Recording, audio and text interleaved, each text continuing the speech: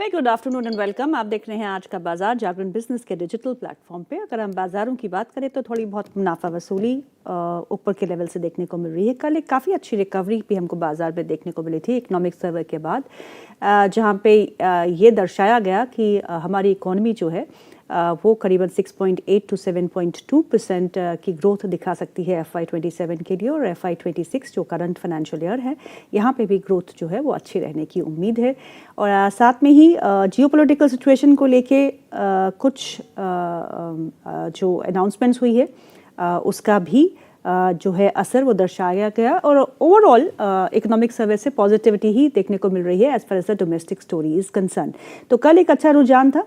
Budget Feb 1 को है, और आज बजट आई थिंक बजट से पहले का लास्ट ट्रेडिंग सेशन है, और बजट के दिन यानी कि संडे के दिन बाजार खुलेंगे। तो उस बीच आज थोड़ी बहुत दबाव जो है हमको बाज़ारों में देखने को मिल रहा है। इसका एक मुख्य कारण हमारे एक्सटर्नल एनवायरनमेंट भी है। अगर हम कल के यूएस के बाज़ारों की बात करें तो वहाँ एक शार्प करेक्शन देखने को मिला, उसके बाद एक अच्छी रिकवरी भी देखने को मिली, क्योंकि वहाँ पे जो माइक्रोसॉफ्ट था उसने नैस्डैक को ड्रैग किया, और वहीं अगर हम देखें तो कुछ अच्छे नतीजों के चलते हुए एक अच्छी रिकवरी भी देखने को मिली। ट्रम्प साहब ने कहा है कि क्यूबा को जो ऑयल सप्लाई करेगा उस पर टैरिफ लग सकते हैं। ये एक और टैरिफ का झटका जो सारी दुनिया जो है इस समय ट्रम्प के जितने भी उनकी बयान आते हैं उस पर नज़र बनाए हुए हैं, और मार्केट्स को ये भी डर लग रहा है कि अगला क्या कदम ट्रम्प साहब की तरफ से होगा और उसका जियोपॉलिटिकल सिचुएशन, जियो इकोनॉमिक सिचुएशन पे क्या इम्पैक्ट पड़ेगा। उसके चलते हुए थोड़ा बहुत बाज़ारों में हमको नरमी देखने को मिल रही है। आज मेटल इंडेक्स में जोरदार गिरावट देखने को मिल रही है। तेज़ी की आदत हो गई है क्योंकि बहुत समय से मेटल ही चल रहा था, लेकिन आज वहाँ पे मुनाफा वसूली कहेंगे या करेक्शन कहेंगे, 5% की गिरावट मेटल इंडेक्स में देखने को मिल रही है। हिंदुस्तान कॉपर, वेदांता, नैल्को, सेल, टाटा स्टील सब जो है आज लाल निशान में है, और गहरे लाल निशान में 6 से 7% की गिरावट एक स्टॉक में आपको देखने को मिल रही है। जैसे कि हिंदुस्तान कॉपर 703 के लेवल पे है, यहाँ पे करीबन 7.5% की गिरावट आज के सत्र में। कल ये अपर सर्किट पे था, ध्यान रहे 20% का अपर सर्किट कल इस स्टॉक में लगा था। तो करेक्शन है, मुनाफा वसूली है बिल्कुल आज इन स्टॉक्स में देखने को मिल रही है। वेदांता के शेयर में भी आज डिस्पाइट गुड Q3 नंबर्स आज वहाँ पे गिरावट देखने को मिल रही है 6% से ज़्यादा की। बाज़ारों पे हम चर्चा करेंगे, लेकिन उससे पहले कि आज मेटल में गिरावट क्यों है, क्योंकि बहुत सारे मेटल एक्सचेंजेस जो है उन्होंने बदलाव किए हैं। जैसे कि CME है, ये कमोडिटी मेटल एक्सचेंज है, जहाँ पे कॉपर पे मार्जिन जो है वो बढ़ा के 20% से बढ़ाया गया है। तो इसके बाद जो है कॉपर में भी गिरावट देखने को मिल रही है। MCX ने क्या किया है, गोल्ड और गोल्ड मिनी ऑप्शंस की स्ट्राइक इंटरवल्स जो है वो 100 रुपये से बढ़ा के 500 कर दी है। जो स्ट्राइक प्राइस है उसके बीच में इंटरवल्स जो है उसको 100 से बढ़ा के 500 कर दिया गया है। तो आज देखेंगे कि MCX गोल्ड और सिल्वर में भी दबाव देखने को मिल रहा है, क्योंकि इंटरनेशनल मार्केट्स भी नहीं परफॉर्म कर रहे हैं, और उसका एक इम्पैक्ट हमारे डोमेस्टिक मार्केट्स पे भी देखने को मिल रहा है। और कुछ जो शेयर्स है या फिर जो इंडाइसेस है जो थोड़ा बहुत अपने आप को संभाले हुए हैं, उसमें आज FMCG इंडेक्स शामिल है। आज नेस्ले के नतीजे भी हैं। अगर हम निफ्टी के नतीजों की बात करें तो निफ्टी के जो नतीजे हैं आज NTPC, बजाज ऑटो, नेस्ले और पावर ग्रिड के नतीजे हैं। ये आपके स्क्रीन पे है निफ्टी FMCG। हम बहुत दिनों से अनुमान लगा रहे थे कि FMCG इंडेक्स चलेगा क्योंकि consumption story looks quite buoyant, लेकिन आज थोड़ी बहुत यहाँ पे उछाल देखने को मिल रहा है। आज के अगर हम निफ्टी के गेनर्स देखें, टॉप गेनर्स, तो वहाँ पे नेस्ले करीबन 2% ऊपर कामकाज करते हुए, टाटा कंज्यूमर में करीबन 1.5% का इजाफा देखने को मिल रहा है, अपोलो हॉस्पिटल्स करीबन 2% ऊपर कामकाज करते हुए, BEL में अचानक इंट्राडे हाई के आसपास ये कामकाज कर रहा है, और BEL में एक अच्छा मोमेंटम हमने देखा है 450 के लेवल के आसपास एक बार फिर BEL का स्टॉक यहाँ पे कामकाज करते हुए। लूजर्स की लिस्ट में बहुत लंबी है। हिंडाल्को 6% नीचे, टाटा स्टील 5.5% नीचे, कोल इंडिया में भी आज मुनाफा वसूली है 4% नीचे, JSW स्टील, इन्फोसिस, IT ने कुछ किया ही नहीं है। अगर देखें तो नतीजों के बाद जो डेंट हमने देखा है इन स्टॉक्स में वो उभर भी नहीं पाए हैं। सो नतीजों के बाद की गिरावट जो है पूरे IT स्पेस में अभी भी बनी हुई है। शायद हमारे साथ हमारे खास मेहमान जुड़ चुके हैं, एक बार जानने की कोशिश करते हैं। Anshul Jain head of research Lakshmi Shri investments, शायद है या नहीं, मुझे नहीं लगता कि अभी वो हमारे साथ जुड़े हुए हैं। तो हम जो है अभी बातचीत जो है अपनी जारी रखते हैं। चलिए कुछ और हम देखते हैं कि आज कौन से ऐसे स्टॉक्स हैं जिन्होंने अपना 52 हफ्ते का उच्चतम स्तर छुआ है। उसमें जीई शिपिंग के स्टॉक में आज 1.25% का इजाफा है, 1200 का लेवल क्रॉस किया है, यहाँ पे एक अच्छा मोमेंटम है। SBI state bank of India PSU sector का दिग्गज बैंक, हमारे देश का सबसे बड़ा बैंक, यहाँ पे भी एक अच्छा रुझान है और ऑल टाइम हाई पे ये स्टॉक खड़ा है, 1076 के आसपास का लेवल देखने को मिल रहा है। इंडियन बैंक एक और बैंकिंग स्पेस से 1% का इजाफा है, 916 के आसपास का स्तर यहाँ पे देखने को मिल रहा है और ये भी एक अच्छे मोमेंटम में है अपने ऑल टाइम हाई पे कामकाज करते हुए। एक्सिस बैंक अंडर परफॉर्मर रहा है, लेकिन नतीजों के बाद एक अच्छा रुझान हमको एक्सिस बैंक के स्टॉक में देखने को मिला है और एक्सिस बैंक का स्टॉक जो है आज अपने 52 हफ्ते के उच्चतम स्तरों पे है, 1372 के आसपास का लेवल देखने को मिल रहा है। करूर वासिया बैंक थोड़ी बहुत मुनाफा वसूली देखने को मिल रही है, लेकिन ये भी अपने 52 हफ्ते के उच्चतम स्तरों के आसपास कामकाज करते हुए। क्या हमारे साथ हमारे गेस्ट जुड़ चुके हैं या नहीं? अंशुल जी है या नहीं? चलिए मैं अपने प्रोड्यूसर से रिक्वेस्ट करूंगी, प्लीज़ एक बार ट्रैक करिएगा कि अंशुल हमें ज्वाइन क्यों नहीं कर पा रहे। He was about to join. चलिए कुछ और स्टॉक्स देख लेते हैं इस बीच जहाँ पे एक अच्छा मोमेंटम है। वहाँ पे इंडियन होटल का स्टॉक दिखाइएगा, 1.25% का इजाफा यहाँ देखने को मिल रहा है, एक अच्छा मोमेंटम है। मजगांव डॉक 2% ऊपर। एक बार डिफेंस स्पेस को देखते हैं और आज अंशुल जी को Anshul, thank you so much for joining in. Anshul Jain, Head of Research, Lakshmi Shri Investments, and is late as usual by 7 minutes today. तो कोई बात नहीं। Anshul, thank you so much for joining in. कैसे हैं आप? बहुत बढ़िया madam. चलिए ये बताइए, कल का जो एक अच्छी रिकवरी थी आज फिजल आउट क्यों हो गई और अब क्या करना है? लेकिन निफ्टी में तो होनी देख मैडम बोल तो जल्द, लेकिन निफ्टी में तो फिर वही निफ्टी 25,315 के नीचे आके सस्टेन करना स्टार्ट कर दी है, तो रिलेटिव वीकनेस जो थी वो बनी हुई है। और वीकली लेवल आपको याद होगा हमने डिस्कस किया ही था कि ऊपर में 25,473 ये निकलना बहुत जरूरी है और कल 25,458 का हाई बना, तो वो निकला नहीं, उसी की वजह से रिएक्शन आया। और आज पहले अदानी ने रिलायंस ने मारा, फिर अदानी ने मारा, अब मेटल मारने लगे हैं। तो निफ्टी में कोई ना कोई ऐसी चीज है जो अंडर परफॉर्म करा रही है, but clear out performance bank Nifty में। कल भी 59,600 का ब्रेकआउट 60,000 तक हमने प्ले किया था, आज फिर वहीं पे आया और आप देखिए सुबह वहीं गैप डाउन खुला, उसके बाद नीचे नहीं गया, ऊपर ही आ रहा है। तो बैंक निफ्टी में रिलेटिव स्ट्रेंथ है, तो जो कल था वही आज है कि लॉन्ग जब बनेगा तो बैंक निफ्टी में प्ले करना है, शॉर्ट अगर बना ब्रेकडाउन तो निफ्टी में प्ले करना है। और मैं लॉन्ग साइड में ही फेवरेबल हूँ। मैं बैंक निफ्टी में बाइंग देख रहा हूँ, जैसे ही बाइंग बनेगी मैं बाइंग ही करूंगा। आज का बाइंग का ट्रिगर है डे हाई। अगर आज का डे हाई क्रॉस होता है, क्योंकि वहीं पे गैप है, वो क्रॉस होता है तो फिर एक राउंड शॉर्ट कवरिंग आएगी, जो bump in the road level है 60,235 वहां तक ले जाएगी। अब चूंकि आज फ्राइडे है, लास्ट डे और मंडे संडे बजट है, तो मोस्ट लाइकली मेरे को लग नहीं रहा कोई लॉन्ग कैरी करेगा, तो शायद आज ट्रेड ना बने। और संडे वॉलेटिलिटी ज्यादा रहेगी तो थोड़ा सा हाथ पांव रोक के चलेंगे, बट है तेजी में ही, जैसे ही ट्रिगर मिलेगा करेंगे तेज। चलिए निफ्टी बैंक की बात करते हैं। इसके कंस्टिट्यूएंट्स में जो आज संभाले हुए हैं निफ्टी बैंक को थोड़ा बहुत, वो है एसबीआई, ऑल टाइम हाई पे 1076 का लेवल है।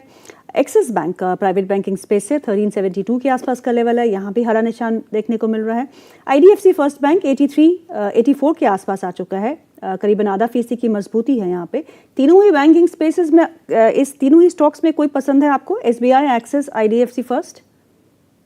मैडम एक्सिस बैंक तो आपको याद होगा कि मैं लगभग आपको एक्सिस बैंक बताते आ रहा हूँ 1253 रुपए पे, जब 50 डे मूविंग एवरेज रीटेस्ट करके डबल बॉटम बना था।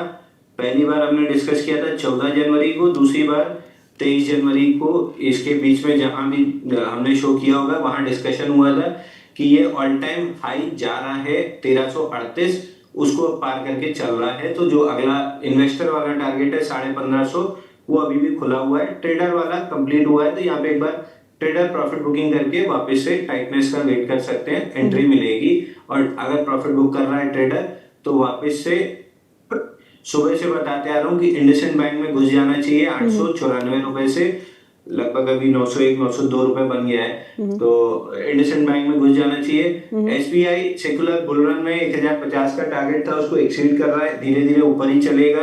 तो पोर्टफोलियो स्टॉक है, ट्रेडिंग उसमें होती नहीं है, मतलब ट्रेडिंग के पैटर्न बनते नहीं है, तो है तो रख के छोड़ दीजिए। एनबीएफसी के बैंक अपने बॉक्स बॉटम पे है तो एक्यूमुलेट करना है। आईडीएफसी फर्स्ट बैंक एक 86.4 का टारगेट कंप्लीट करके कंसोलिडेट कर रहा है। सेम पेटीएम की तरह, पेटीएम देखिए 1270 के पास कितनी वॉलेटिलिटी है, तो यहाँ भी 84 के पास वॉलेटिलिटी बहुत रहेगी। इवेंचुअली जब ये वॉलेटिलिटी कंप्लीट करके पैटर्न कंप्लीट कर लेगा, ऑल टाइम हाई 100 रुपए तक चला जाएगा। चलिए कुछ और स्टॉक्स देख लेते हैं जहां पे आज मजबूती है। कुछ जो डिफेंस से जुड़ी हुई कंपनियां हैं वहां थोड़ी बहुत मजबूती है। मज़गांव डॉक को देखिएगा 2% ऊपर है, 2570 का लेवल है। बीईएल में एक अच्छा रुझान देखने को मिल रहा है और 450 के आसपास आ चुका है। इन दोनों ही स्टॉक्स पे क्या करें?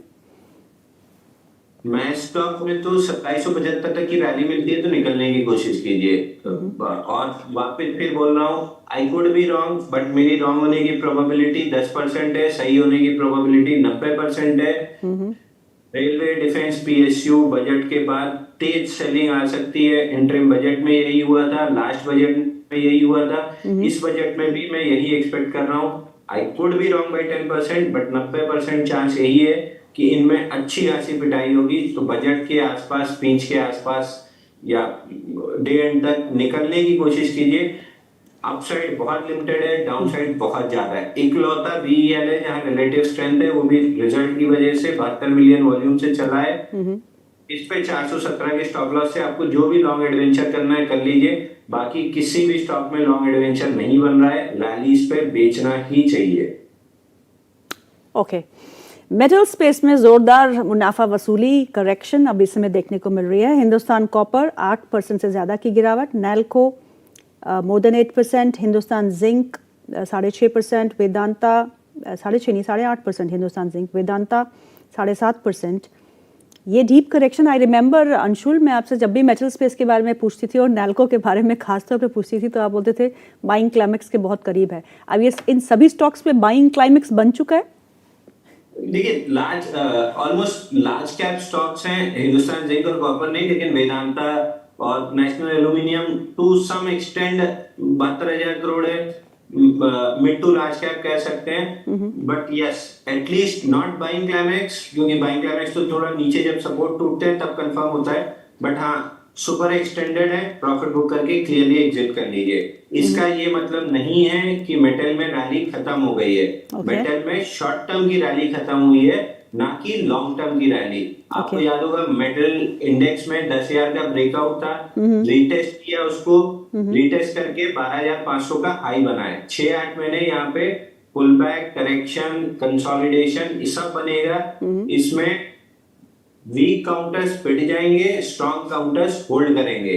तो जब 6 महीने बाद नई रैली आएगी तो जो रिलेटिव स्ट्रेंथ वाले काउंटर रहेंगे वहां पे हम नेक्स्ट राउंड की तेजी प्ले करेंगे, क्योंकि 16 से 17,000 का टारगेट मेटल इंडेक्स पे बचा हुआ है। तो अभी 6 महीने इनका समय चला गया, 6 महीने कंसोलिडेट करेंगे।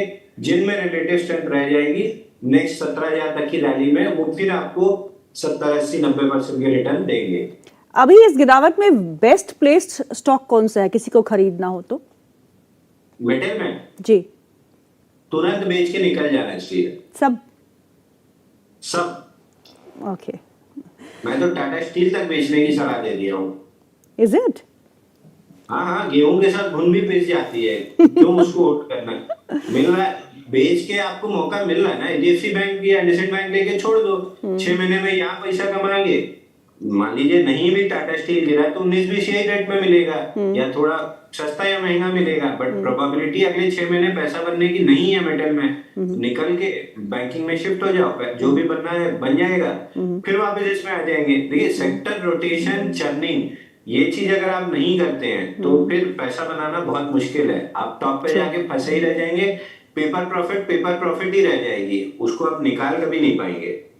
Very true. और प्रॉफिट बुक करना एक आर्ट है जो सबको आना चाहिए। चलिए कुछ आज पॉजिटिव काउंटर्स की बात कर लेते हैं। आज रियल एस्टेट इंडेक्स को देखिएगा, आज it has been an under performer, पिछले साल भी कुछ नहीं किया, अभी तक भी कुछ नहीं किया, लेकिन रियल एस्टेट में आज कुछ हलचल देखने को मिल रही है बजट से पहले, और निफ्टी रियल्टी इंडेक्स आपके स्क्रीन पे हरे निशान में कामकाज करते हुए, और ये आशा है कि बजट में कुछ अनाउंसमेंट्स जो है वो अफोर्डेबल हाउसिंग को लेके हो, और ये भी माना जा रहा है कि जो ओल्ड टैक्स रजीम में आपको बेनिफिट मिलता है ऑफ द हाउसिंग लोन का इंटरेस्ट पे, वो शायद you will try and get some benefit in the new tax regime, which I doubt, but then ये बाजार में जो है वो इस समय बज़ चल रहा है। सो निफ्टी रियल्टी अभी भी दूर ही रहना है या फिर पिटा हुआ सेक्टर है, कुछ खरीदारी कर सकते हैं? कैसे करें सेट बताया मैडम। रियल्टी इंडेक्स आपको याद होगा, हमने बार बार बताया था कि अगले 6-8 महीने आपको रियल्टी में नहीं रहना है। 4 महीने कुछ भी नहीं हुआ, कंसोलिडेट करता रहा, फिर एकदम से 3 हफ्ते में गिरा। 862 का ब्रेकडाउन था, 765 तक आना था, लास्ट वीक उसके नीचे क्लोज किया।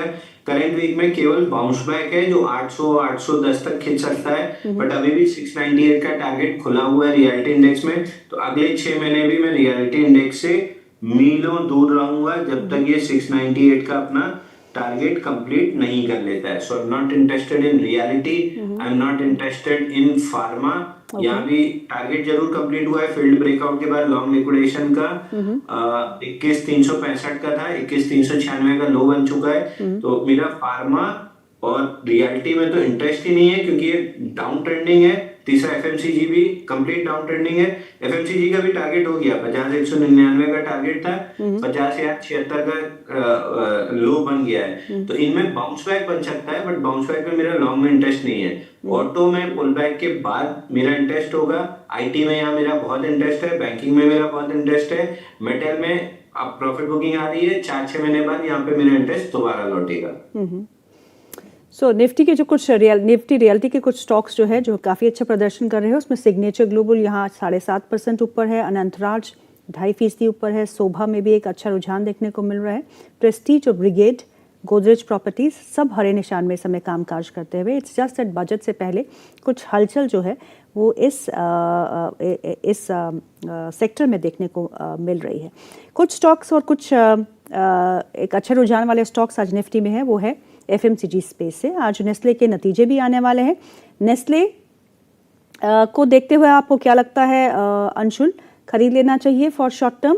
और टाटा कंज्यूमर को भी देखिएगा, यहाँ 2.25% का इजाफा देखने को मिल रहा है। नेस्ले में थोड़ी सी रिलेटिव स्ट्रेंथ है अगेंस्ट एफएमसीजी इंडेक्स, और टाटा कंज्यूमर में भी है, लेकिन सबसे ज्यादा मैरिको में है। बाउंस बैक में एफएमसीजी बाउंस बैक करता है तो नेस्ले आपको 1374-1400 मिल सकता है। टाटा कंज्यूमर में एफएमसीजी के बाउंस बैक में 1160 तक मिल सकता है, लेकिन 1067 खुला हुआ है, तो इसमें मेरा इंटरेस्ट नहीं है। मैरिको में भी रिलेटिव स्ट्रेंथ है, मगर waging up kind of pattern है, और परसों की जो कैंडल है वो बहुत खराब है। तो मेरा इंटरेस्ट इन स्टॉक्स में बिल्कुल भी नहीं है, सेलॉन रैलीज वाला ही है, बल्कि मैं इसको अवॉइड ही करूंगा, क्योंकि मोमेंटम और लो बीटा काउंटर है, तो आप शॉर्ट भी कर देंगे तो इतना धीरे धीरे नीचे आएंगे कि फ्रस्ट्रेट हो जाएंगे। तो बेटर है इस सेक्टर को ही 4-6 महीने के लिए आपको भूल जाना चाहिए। ओके, चलिए भूल गए। ब्रिटानिया में आज हरा निशान बना हुआ है। कुछ सवाल आए आपके लिए अंशुल, जब आप आते हैं तो सवाल भी आते हैं। मनीषा पूछते हैं कि उन्होंने टाटा स्टील को 140 में खरीदा था और वो टारगेट सोच के चल रहे हैं 240 इन 6 मंथ्स, क्या ये सही होगा? देखिए, आप कौन है, आप क्या सोच के चल रहे हैं, आपके क्या टारगेट है, आपके क्या व्यू है, इससे मार्केट को कोई मतलब नहीं है।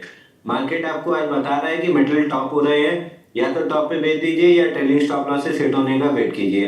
आपकी जगह मैं होता है, मेरे लिए फर्स्ट सिग्नल है कि धोती उठाओ और दौड़ जाओ। मैं बहुत ज्यादा इन चीजों में नहीं फंसता हूँ, क्योंकि मेरे को पता है कि बाजार रोज खुला है, रोज दूसरी कोई ना कोई अपॉर्चुनिटी मिल जाएगी, कहीं ना कहीं और मैं पैसा कमा ही लूंगा।